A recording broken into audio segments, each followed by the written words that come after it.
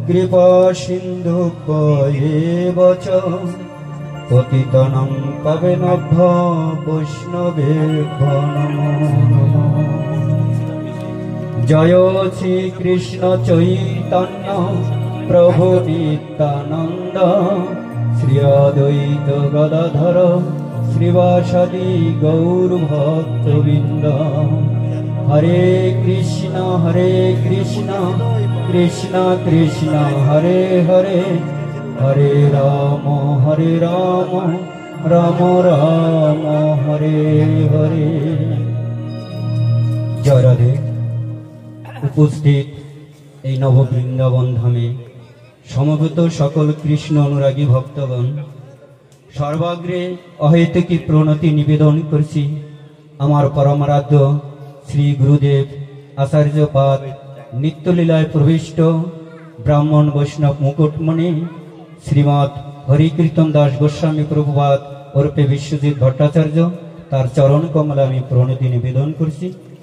আমি প্রণতি নিবেদন করছি আমার পরম গুরুদেব আচার্যপাদ বিশ্ব ব্রহ্মাণ্ডের সাধু সেবার মহন্ত এবং ব্রজমণ্ডলের ব্রজেশ্বরী শ্রীমতী রাধারানীর অনুকম্পিত সেবার অভিলাষ প্রাপ্তি শ্রী 108 মুরারিদাস বাবাজি মহারাজের শ্রী চরণ কমল আমি প্রণতি নিবেদন করছি। আমি প্রণতি নিবেদন করছি অদ্যকার এই মহতি বৈষ্ণব সভায় সম্মানিত গুরুব্রাজক আচার্যপাদ ত্রিদণ্ডী ভক্তি কিঙ্কর দামোদর মহারাজের শ্রী চরণ কমলে আমি প্রণতি নিবেদন করছি। আমি প্রণতি নিবেদন করছি অদ্য এই মহতি বৈষ্ণব সভার আমার এই জেঠু গুরু সুদূর যশোর থেকে আগত আমার এই গুরুদেবের গুরু ভ্রাতা অরুণ দাস বাবাজি মহারাজের শ্রী চরণ কমলে আমি প্রণতি নিবেদন করছি।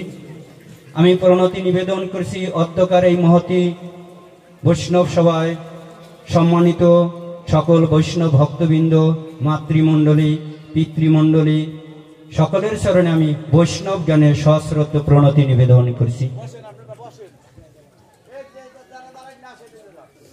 আমার গুরু মহারাজ ছিল দামোদর দাস বাবাজি মহারাজ, যে আদেশ এই হতভাগা পামরকে অশেষ কৃপা হিসেবে দান করেছেন। বর্তমান সময়ে 2:40 বাজে, আমাদের সকলেরই এখন প্রসাদ পাওয়ার লালসা।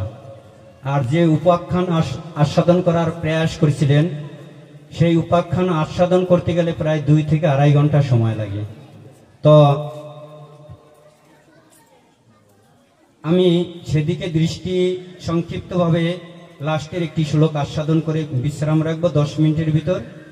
তো এই 3 দিন যাবৎ যে মহাপ্রভুর লীলাময় কথা হরিনাম সংকীর্তনের মাহাত্ম্য সম্পর্কে আমরা যে আস্বাদন করেছিলাম, এই কলিযুগ পাবন অবতারে আমাদের শ্রীমান মহাপ্রভু তিনি দৃঢ় কণ্ঠে হুঙ্কার দিয়েছিলেন।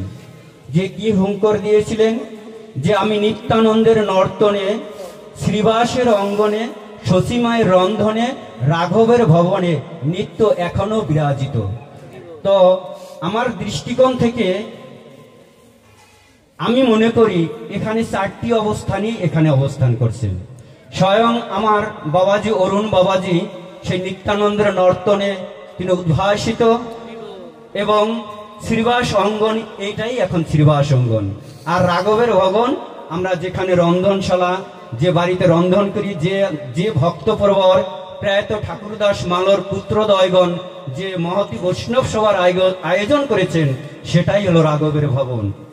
আর এই 3 ভবনে স্বয়ং অধিষ্ঠান থাকেন আমাদের মহাপ্রভু স্বয়ং শ্রী সচিনন্দন শ্রীমান মহাপ্রভু স্বয়ং, তারই পার্শ্ব হিসাবে আমার গুরু মহারাজ এখানে উপবেশন আছেন।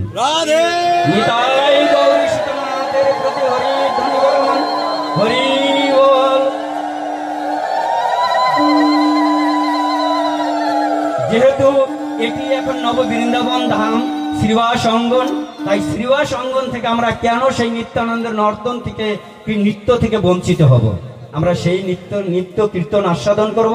আর সুললিত কণ্ঠে আমার প্রভু গুরু মহারাজের বদন থেকে সুললিত কণ্ঠে সেই ভজন কীর্তন, আর এদিকে নিত্যানন্দের নর্তন চলবে।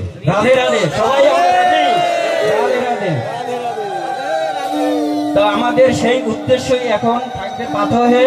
তো মহারাজ যে আদেশ দিয়েছিলেন শ্রীবাস হরিদাস ঠাকুরের নির্জন, এখানে স্বয়ং মহাপ্রভু, যে মহাপ্রভুর আদর্শে আমরা আদর্শিত, যার আচরণ পালন করে আমাদের বৈষ্ণব সবার এক চুল পরিমাণ চলার কোনো পাথরে নেই, সেই মহাপ্রভুকে আমরা যদি অবজ্ঞা করি তাহলে আমাদের বৈষ্ণব নামে আমাদের কলঙ্কিত হতে হবে।